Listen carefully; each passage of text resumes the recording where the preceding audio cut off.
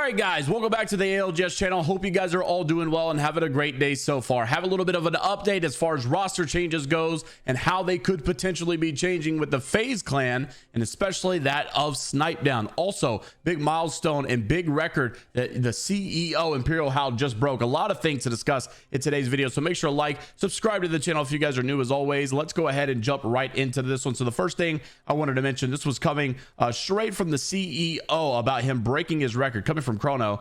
This guy has me blocked on my main channel. I don't know why. I had to switch to a new account just so I could see this. I've never even talked to the guy. I don't know. Regardless though, the CEO has officially surpassed 1,000 ALGS kills all time. Congrats to the CEO himself, ImperialHal, on such a crazy milestone, and he is the first to ever do so. He also commented down here, easy clap. 1,000 career kills in the ALGS is unbelievable. Definitely a big milestone, and it's definitely to kind of proves the point that, you know, he is the CEO, considering the fact he's the first ever to actually do this. Also wanted to mention this. You guys know that Nasky actually tweeted out that Pioneers would be getting a new drop spot because they were not going to contest the wall anymore with TSM. So we have some updated drop spots for the group stages at the Split 1 playoffs in London. This was coming from Seven, who's a professional Apex analyst for NRG. So as we go through here, obviously, I think this one is A versus B, and you can see 100 Thieves, I think, is still uncontested, XSET, and a couple others as well. Moist Esports, Pulverex. I don't think much of these have really changed. Some of these have been updated, but you can see there's a triple contestment over here down in Fragment. I think it's another triple contestment over here at like Climatizer, and then we've got XSET and 100 Thieves landing on each other at Skyhook. So definitely some updates here, but TSM is safe and sound down here at the bottom as well. So it looks like some of these obviously will be changed. We're going to see also obviously all of these groups play against each other. So whenever it comes down for TSM to get back into that game with KCP, you don't have to worry about them dropping on each other. But yeah, just some updated drop spots that we're seeing here. NRG, I think, is now contested by CR. I'm not sure. I think they have like 2 different drop spots over here on Storm Point, so it'll be interesting to see what actually takes place. Will there be any last minute changes here? TSM is actually contested by CR down here at the bottom in Group B versus Group D, and I'm going to be very interested to see those off drop fights, because if TSM loses one, and even down here they're contested again by Kick in this Group B versus C matchup. So if they lose any of these drop spot fights, it's going to be heated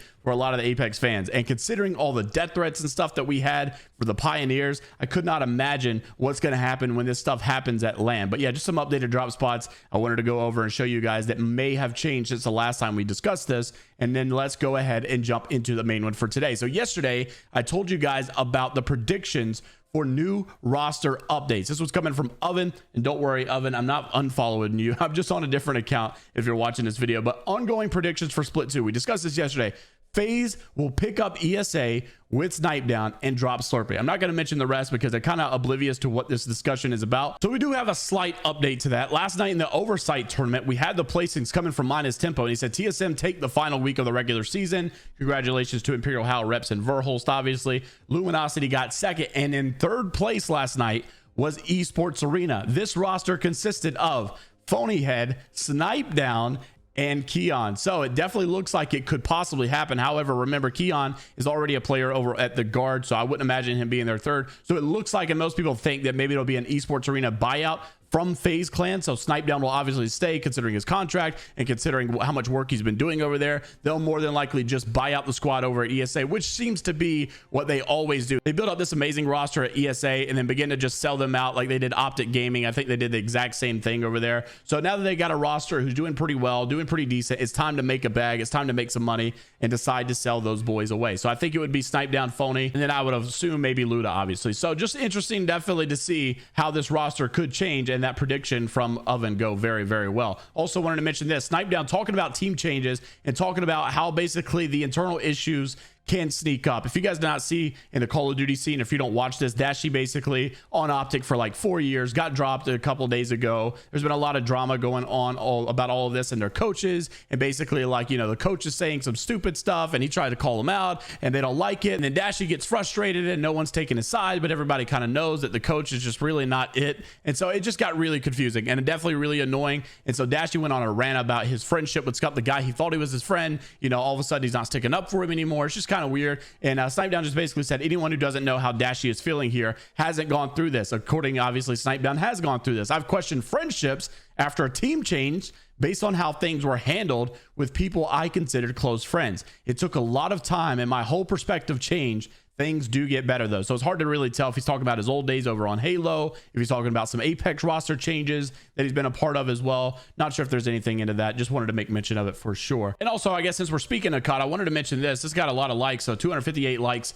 the other day from an Apex content creator saying grinding and learning COD is way more beneficial than taking Apex serious. I've kind of been wanting to talk about the way Apex Esports works, that there's no money in the Apex scene and the top tournaments are super gate kept. It's not even funny. In the COD, there's opportunities though every day that you can simply cannot top that. My love for Apex is so strong though. I think COD is doing an amazing job with their Challenger Cups. Like, you guys can get on gamebattles.com and just sign up for a Challenger Cup, play against hundreds of teams for like $2,500 all the time. It's got a lot of tournaments and GB tournaments and ladder matches that you can grind and then try to go to the playoffs for those ladder matches. Like, a lot of things to do over in the competitive scene. And I'm not saying the COD scene is even perfect, but I definitely think the Apex scene could be a whole lot better. And even like the way Fortnite used to do it. You guys remember like that of the Fortnite cash cups that you could do in the game tournaments? Like, you could just sign up for one and it was thousands of dollars, and it wasn't any kind of like even streamed tournament or watch party stuff that was going on, or like the official Fortnite account, you know, streaming anything. It was just in-game tournaments that you could compete for,